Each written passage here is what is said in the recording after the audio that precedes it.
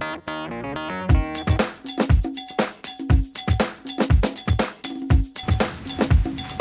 I told you only one color gets points each frame. So what's the score? 1-0.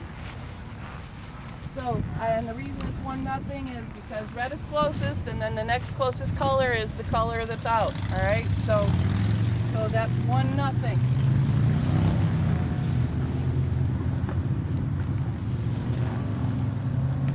2-0. Measure it. Thank you. Measure it. Request a measurement. Sometimes you'll see volunteers that'll go, looks like. We really advocate during training that they honor the athlete's efforts by getting the measuring tape out. Okay, and then sometimes you're gonna see, at practice, yeah, I'm notorious for doing that. And actually that would have been a lousy way to measure because I use the outside of my foot on one foot and inside of my foot. So that's bad.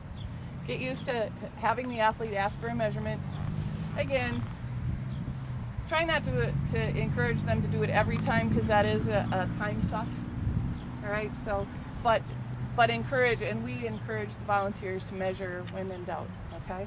So we measure, and when we measure from the outside, middle of the ball, the outside, middle of the polina to do your measurement. In my mind, red is probably closer, just saying, Mark. Okay, so one color gets points in each frame. So then we pick up the equipment and we switch ends.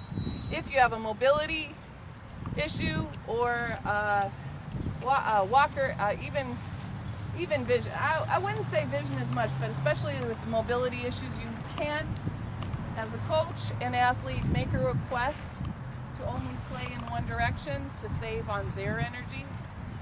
Because you know that walking with crutches or with your walker or having a volunteer have to shove a person in a wheelchair across uneven surfaces. 1, tough on the chair. 2, really tough on the volunteer. 3, tough on the athlete if they're doing it themselves. Okay? So you may request to play in one direction. And I've never seen anyone refuse it. It is actually not in the rules, I'm aware. It's just kind of a gentleman's agreement to do that, but I've never seen anyone refuse it. There's no disadvantage to one or the other by requesting that. You're both playing in the same direction, okay? But it does save energy on the individual that needs that assistance, okay? All right, so then we would make sure you're coaching your athletes to not touch any of the balls until the official has made the measurements. Because sometimes we're measuring stuff out here. Don't touch it until they've done the measurement. And if you would, and we tell the volunteers this, try to get into the habit of not saying grab your balls. It's just, pick up the balls and those kinds of things just as a good habit. Yeah, and then we switch ends. And who gets control of the polina? You do. I do. I have the power of the polina because I got the point. Okay? Winner, winner, chicken dinner. All right, so we go to 12 points or 30 minutes. There's a couple, that's the basic rule, all right? At the start of a game, I said I would get 3 tries. If I didn't make it, my opponent gets 1 try. If my opponent doesn't make it, the judge will take the ball and put the polina on the middle of the 50-50, all right? And that's where it would start. Because I had the power of the polina, I still throw first. I don't lose control. And if my opponent were to make the throw and be successful, I still get to throw the first ball. But what that causes, if I can't control the polina, then my opponent gets to put the polina where they like it. All right? Just a couple of other rules. Otherwise, you could read all the rules. And actually, this is one of the instances, those of you that were in principles last night. We told you get the governing body rule book. for Bocce, the governing body rule book is Special Olympics. All right, Special Olympics has its rules. There is no other international body. You can get the SOI rules off of specialolympics.org and get your rules out of your rule interps from policies and procedures. Those are the only rules you need. Okay? Any questions so far? Okay, there are very few. Because of the backyard bocce court, we have one exceptional rule that's different than if we were playing with walls. The exceptional rule with these particular courts is we now have the ability for a ball to go out of bounds. And Julie's going to show you a couple of drills that we do to practice with that. But not yet. I mean, I wasn't going to throw that at you now. Anyway, during the game, if the Polina gets thrown out of bounds, it's a do-over. You know, in my 3 throws, if I throw it out of bounds, no, that's a do-over. If the Polina gets knocked out of bounds, it stays live. Let me back up. If I'm throwing, so I backed up, that was clever. If I'm throwing and I throw the ball out of bounds, it's dead. Those of you that play your district in Area 16, this will not apply to you because they put the courts wall to wall to wall to wall, so there is no space like we set up. If you play at a tournament that there is space in between, if I throw,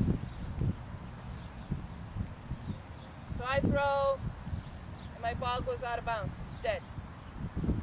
All right? If I throw and I knock the Polina out, that ball becomes live, and we play the Polina out of bounds. So I would be trying to throw out of bounds. By the way, another perfect example done intentionally.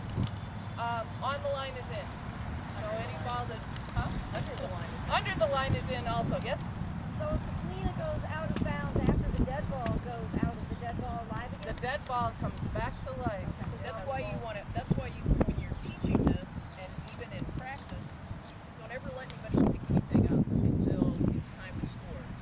Now, if you're wall to wall, like she was talking about at Area 16, they're going to pick them up because then they're in your court. If it goes into another court, and this would be applicable at state as well.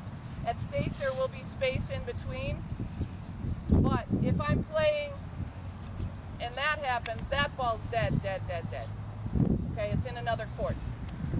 But in this alley that they're going to give you at state and at some of your districts, that don't let them touch anything, don't let the volunteers touch anything until all the balls are on the ground. Same thing too, and I actually saw this at Cheryl's district. We had an instance where one of the Polinas went out the back end, which is highly unusual, or the bocce ball went out the back end, and then a little bit later the Polina went out. Well, the volunteer in the meantime had already picked up that bocce ball, not thinking that it was going to score anything because it is unusual, but the Polina did go out, and so we actually had to start that frame again because of the interference. And the district that our team played in, I saw something for the first time, and I can't imagine I'll ever see again. Polina got knocked out, and then the Polina got knocked back in. So they were all shooting for it out here. It got knocked back in. Everything that was out there went back dead. Once the Polina's back in here, all that stuff outside. I've never seen that happen ever before. It was just hilarious. The only other things that we talk to volunteers about that you might as well know, the privilege of the field judge is one, if I throw over the line. Generally, most volunteers are going to give your athlete one. Oh no, you didn't. Okay, you get one. A reminder. If they continue to throw over the line, those balls are going to be dead. Rule got changed 2 years ago that the volunteer can, without causing bodily harm to themselves, they can interrupt that ball. If they know that it was a foul, Lisa could stop the ball before it gets into play. Because the rule used to be that the official couldn't touch it, but if the ball made contact with the other balls in play, their job was to put it back as best you can. Really? Okay? Good luck to you. So now they have changed it so that the volunteer, without causing undue bodily harm to themselves, that's in there, they may stop the ball before it makes contact with the other balls in play. Okay, so you may see that. Yeah. When you're talking about if the ball is in the alley, or we're playing in the alley, you still have to stay in the court? To play it? Yeah. Yeah. Can I Or do can you this? go into the alley? Can I do this? No. I have Okay. to stay in the court. Throw it again. Good question. Something with if you foul and the volunteer stops the ball, they don't get to throw it again. No, That's where dead. some of our volunteers will make a mistake. Is they'll stop it and they'll go, They'll go, no, you can't do do-over. that again. That's a do-over. Here, do it again. No, that ball's dead. It's out of play. Yeah. So like I said, there is constant need for the care and feeding of our volunteers. Yeah, like I said, you're here at a training. You're getting an hour and a half. They often get 30 minutes, and distractions of opening ceremonies, getting ready, and all those kinds of things. So they're going to make mistakes. They're giving it their best effort. They're doing honest effort rule also. So get to a tournament official and correct it. And you're not hurting anybody's feelings, but you are advocating for your athlete. I had an athlete that saved his own game at state one year because he corrected the volunteer because she was like, I don't remember who should have gotten the Polina, so here, you get it. And James is like, no. me. I got the point, I get the ball in there. Like, oh, that's right. And, like I said, I always advocate for please be polite and kind, but get your point across as quickly as possible. And not go get coached somehow and just say, I need help, okay? And then you get that corrected. You do have that privilege. That's your job. Because you're not out here throwing. Your job is to teach them that and then sit back and work on your tan. Okay? So teach them well, teach them to advocate, but be ready to call the question. You're not allowed to do coaching from No. the sideline. So you can't give instruction. You can't tell them to do something. You cannot, if I'm getting ready to throw and I'm looking to aim, right down in here, but the queen is over here. You can't say, Maggie, move up, move over, go right. No. Your job is done. Okay? And they will stop you. They will warn you and they will stop you. The only other time a volunteer will stop a ball is if your athlete uses the wrong color ball. They will have you rethrow. If they're unable to get to it in time, if they can switch out the color without doing undue damage to the rest of the way the court lies, they will change the color back to the right color. It's not a penalty, it's just a correction. Am I forgetting anything? Yes. And there can only be one player on the court at a time. Etiquette says yes. Okay. All right? You should be coaching your athletes that if they're not the person throwing the ball, they should be off. You will occasionally have athletes, like I said, if they're in a wheelchair, just ask that they're back out of my line of sight. If I'm up here and I'm throwing, I don't want somebody in my peripheral vision while I'm throwing. So etiquette says get them out at least behind. But yeah, we'll have people that want to stand right there, whether they're your teammate or not, they're standing on the court. No, teach your athletes the etiquette is get off the court. Well, thank you, that was a good one. Anything else?